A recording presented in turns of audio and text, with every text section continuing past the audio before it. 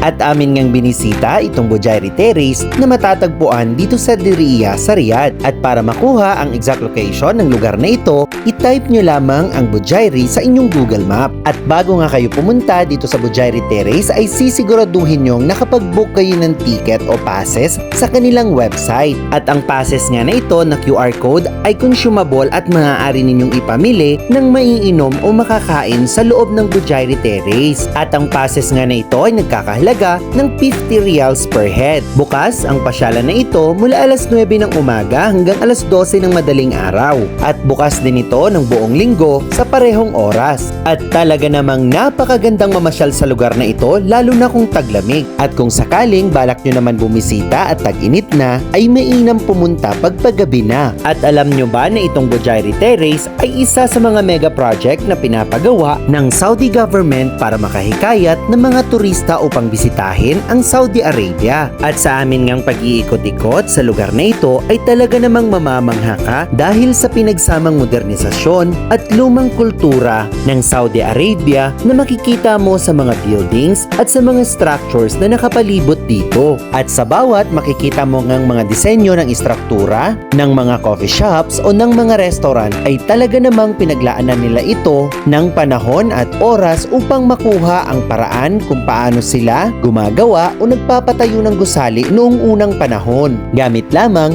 ang mga putik. At kung ikaw nga ay mahilig naman sa kasaysayan, kultura at tradisyon, ito naman ang perfect na lugar para sa iyo. Ito naman ay matatagpuan sa kabilang bahagi ng Bujairah Terrace. At dito naman sa lugar na ito ay para kang dadalhin sa nakaraan. Dito ay makikita mo ang bawat kasaysayan ng mga lugar, ng mga tao, kung paano sila namuhay, paano sila nagsimula noong unang panahon. Ito yung tipo ng museo na personal mong mai-experience ang maglakad sa mga eskinita katulad ng mayroon sila noong unang panahon.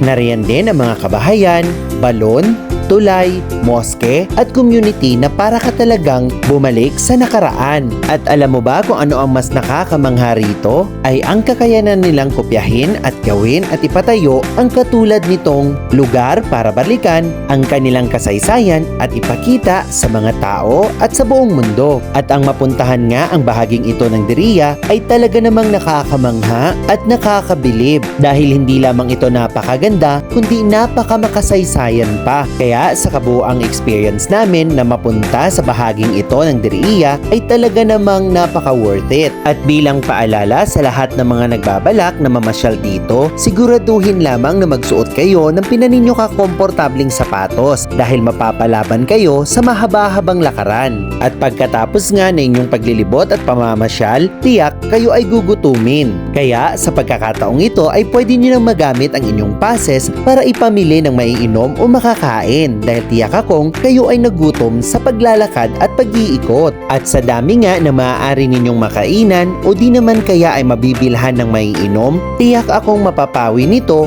ang inyong pagod, uhaw at gutom. At maliban nga sa Bujairah Terrace ay mayroon ka ring maaaring pasyalan sa labas na bahagi nito. Nariyan ang napakaraming options ng mga local coffee shop. At ang mga gusali nga ng mga ito ay kahalintulad din ng mga disenyo at istruktura na makikita mo sa Bujairah Terrace. At para mabisita ang mga coffee shops na ito ay hindi mo kailangan ng passes dahil matatagpuan ang mga ito sa gilid lamang ng kalsada o sa mga eskinita. Kaya kung ang hanap mo ay hindi lamang pasyalang maganda kundi makasaysayan pa, ano pang hinihintay nyo? Bisitahin nyo na ang Bujairah Terrace sa Diriyah.